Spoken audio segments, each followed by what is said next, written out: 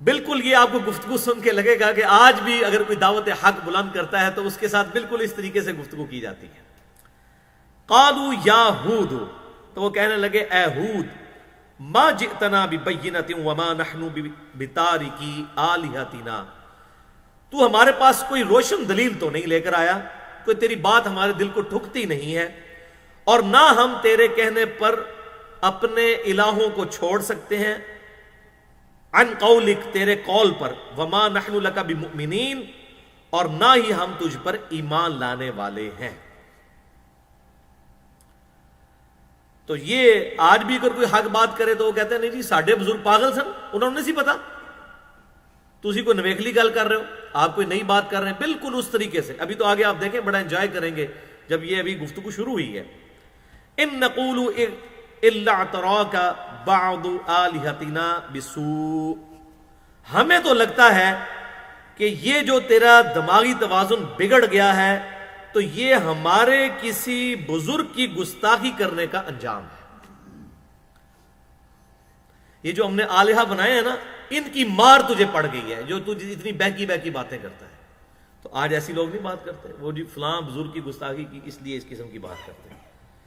تو بالکل ہود علیہ السلام وقت کے پیغمبر کو کہہ رہے ہیں کہ یہ جو تم اتنی بہکی بہکی باتیں کرتے ہو اور ہمارے آباء و اجداد کے دین کو غلط کہتے ہو، ہمیں تو لگتا ہے کہ تم شروع سے یہ جس طرح کی باتیں کرتے تھے نا تو ہمارے کسی بزرگ کی مار پڑ گئی ہے تم پر. قال انی اشہد اللہ واشہدوا انی بریء مما تشرکون. لیکن وقت کے پیغمبر کا آپ ذرا کانفیڈنس دیکھیں، وہ کہتے ہیں تم سب کے سب اس بات پر گواہ ہو جاؤ، میں اللہ تعالیٰ کو گواہ کرتا ہوں، بے شک میں یہ شہادت دیتا ہوں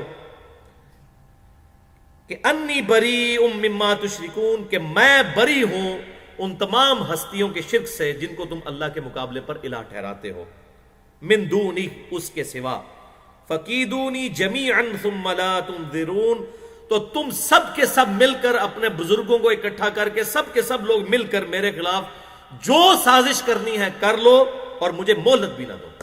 انی توکلت علی اللہ، بے شک تو میں اپنے اللہ کے اوپر توکل کرنے والا ہوں، ربی و ربکم، جو میرا بھی رب ہے اور تمہارا بھی رب ہے. یعنی یہ جو تم کہہ رہے ہو نا کہ بزرگوں کی مار مجھ پہ پڑ گئی ہے، تو ان سارے بزرگوں کو اکٹھا کرو، تم بھی سب مل جاؤ، جو کر سکتے ہو نا، جو نوست ڈالنا چاہتے ہو وہ کر کے بتا دو، میں نے تو اپنے رب پر توکل کیا، میرا جو بگاڑ سکتے ہو بگاڑ لو. ما من دابۃ الا هو آخذ بناصیتها، کوئی زمین پر جاندار ایسا نہیں ہے مگر یہ کہ اللہ تعالیٰ نے اسے پیشانی کے بالوں سے تھام رکھا ہے. یہ بڑی زبردست بات ہے. یعنی انسان کا جو دماغ بھی ہے نا وہ بھی اللہ کے کنٹرول میں ہے.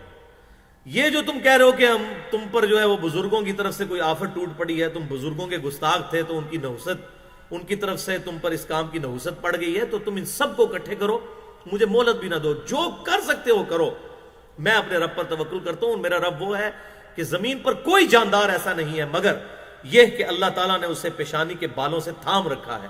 یعنی دماغ سب کے اللہ کے کنٹرول میں.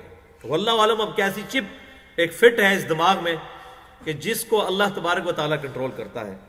ان ربی علی صراط مستقیم، بے شک میرا رب تو سیدھے راستے پر چلانے والا ہے، اس نے مجھے حق کی طرف گائیڈ کیا ہے، میں بہکا ہوا نہیں ہوں. اصل میں جس کو وہ پنجابی کہتے ہیں نا، تیرا تہاڈا گیئر جڑا نا وہ پٹھا لگ گیا. جب بندہ گمراہ ہو جاتا ہے نا تو اسے ہدایت کا راستہ، گمراہی کا راستہ نظر آتا ہے اور گمراہی کا راستہ ہدایت کا نظر آتا ہے. فَإِن تَوَلَّوْا، پھر اگر تم اگر منہ موڑو گے، فَقَدْ أَبْلَغْتُكُمْ مَا أُرْسِلْتُ بِهِ إِلَيْكُمْ، تو بے شک میں نے تو اپنے رب کا وہ پیغام تم تک پہنچا دیا ہے جو اللہ تعالیٰ نے مجھے دیا تھا. وَيَسْتَخْلِفُ رَبِّي قَوْمًا غَيْرَكُمْ، اور میرا رب تمہاری جگہ کسی اور قوم کو جانشین بنا دے گا. یعنی اگر تم نے میری حق بات قبول نہ کی تو سب کے سب اکارت ہو جاؤ گے، اللہ تعالیٰ نئی قوم کوئی پیدا کر دے گا. وَلَا تَضُرُّونَهُ شَيْئًا، اور تم اللہ تعالیٰ کا کچھ نہ بگاڑ سکو گے. ان ربی علی کل شیء حفیظ، بے شک میرا رب ہر شے پر نگہبان ہے. یعنی وہ یہ ساری حرکتیں دیکھ رہا ہے جو تم اعمال کر رہے ہو، اس کے باوجود اس کا صبر ہے، تمہیں مہلت دیتا ہے کہ تم حق کی طرف آ جاؤ.